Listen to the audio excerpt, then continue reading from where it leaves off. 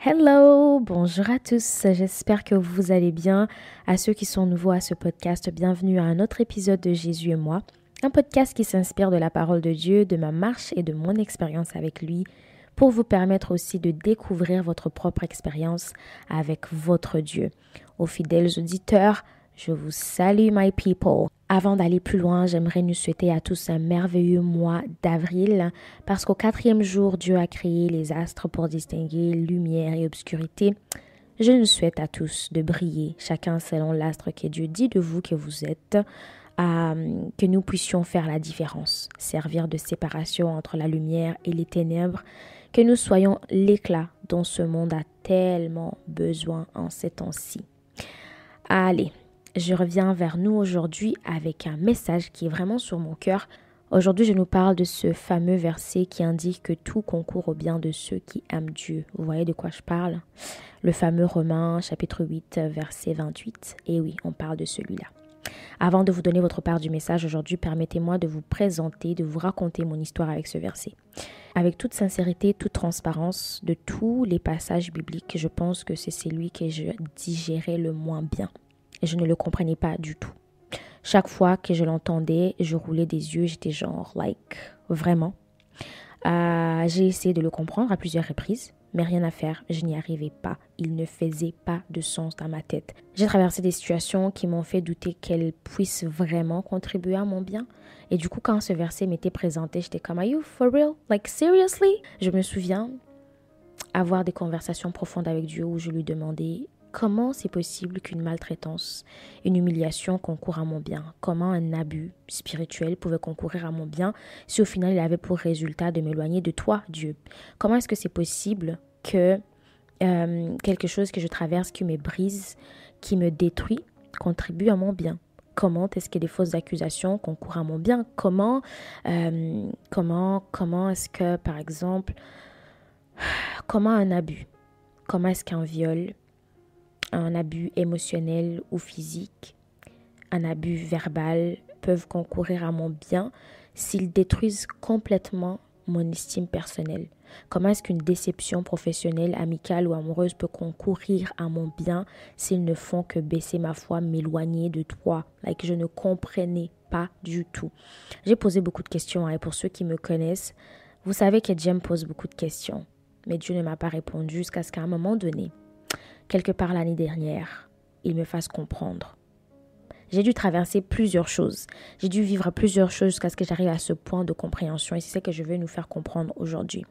À la fin de l'année dernière, j'ai finalement compris, le problème, ce n'est pas ce verset. Le problème, c'était moi. Le problème, c'est nous.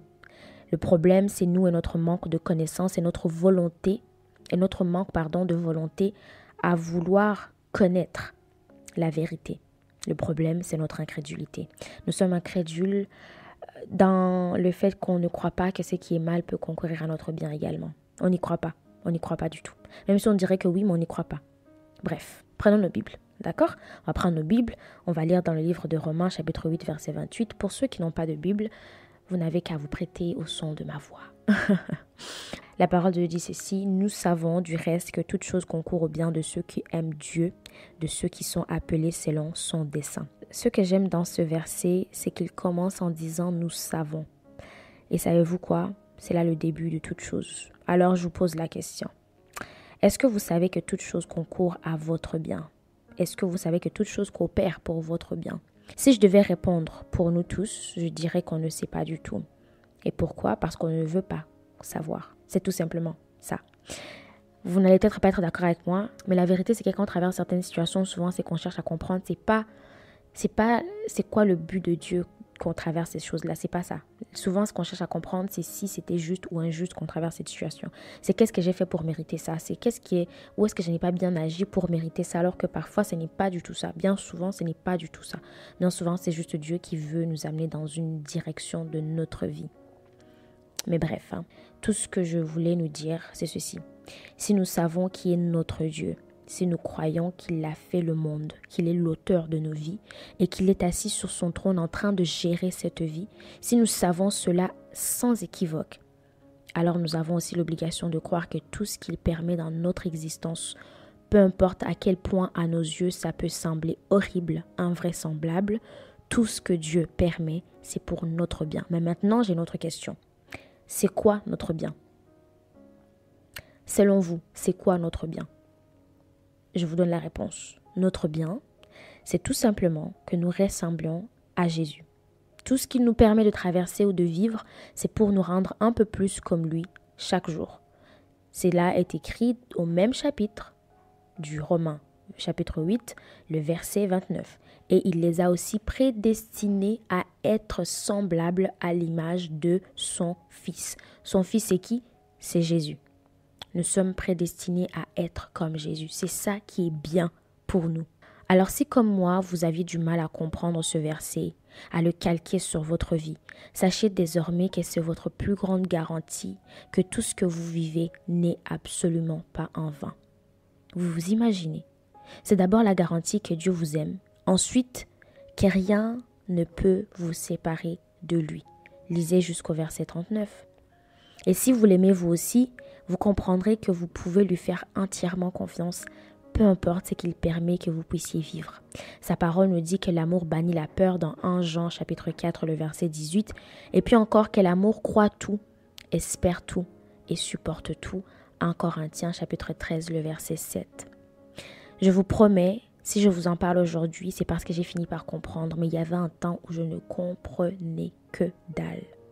Et ça m'a fait beaucoup de peine parce que plusieurs fois, alors que je ne pouvais qu'être assise dans mon petit coin et compter sur Dieu et m'accrocher sur lui et dire mon Dieu, je sais que tu es avec moi et je sais que par cette situation, tu vas finir par te glorifier ou je ne sais pas, je m'étais à poser des questions. Seigneur, qu'est-ce que j'ai fait encore? Seigneur, pourquoi moi? Seigneur, pourquoi si? Seigneur, mais je ne comprends pas. Mon Dieu, mais regarde mes ennemis. Ah, mon Dieu, je perdais mon temps.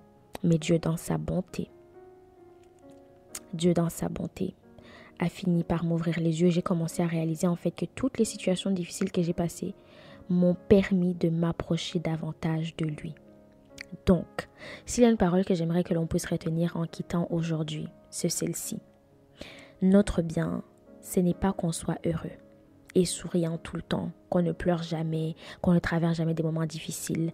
Notre bien, ce n'est pas qu'on ait tout ce qu'on demande et que jamais aucun mal ne nous arrive. Notre bien, l'ultime bien de notre vie, c'est qu'on vive toutes les expériences qui feront qu'on ressemble chaque jour un peu plus à Christ. Et tout ce que Dieu permet que nous puissions vivre contribue à cela. Et cela est bien. Amen. J'espère vraiment que j'ai réussi à éclairer un peu plus quelque chose par rapport à ces versets. Et avant de terminer, j'aimerais prier pour nous, parce que nous avons besoin de connaissances. La parole nous dit dans le livre de Osée que mon peuple périt par la faute de manque de quoi? De connaissances. Et moi, je ne veux pas qu'on périsse parce qu'on manque la connaissance. Alors, je vais prier pour que Dieu nous aide à acquérir cette connaissance. On va fermer les yeux et je vais prier pour nous. Père Céleste, merci pour ta grâce et merci pour la connaissance que tu nous donnes aujourd'hui. Je te prie que tu ouvres notre intelligence bornée et notre entendement afin que nous puissions comprendre quelle est ta volonté, bonne, agréable et parfaite. Que nous puissions davantage devenir comme ton Fils Jésus. Que l'on puisse davantage comprendre que toute chose que tu permets dans nos vies, c'est pour nous permettre justement de davantage ressembler à ton Fils. C'est pour nous permettre de plus en plus ressembler à ton Fils Jésus-Christ. Lorsque nous vivrons des injustices, Père, que nous traverserons des situations qui pourront nous faire douter de ton plan pour nous, des situations qui nous blesseront, qui nous briseront, qui nous feront du mal. Seigneur, je prie que tu nous fortifies dans notre foi et que tu nous soutiennes dans nos faiblesses pour que nous comprenions que tout ce que tu permets dans notre vie est pour notre bien, que nous y croyons fermement et que nous ne puissions pas avoir de doute à ce sujet. Au nom puissant de Jésus-Christ, j'ai ainsi prié. Amen.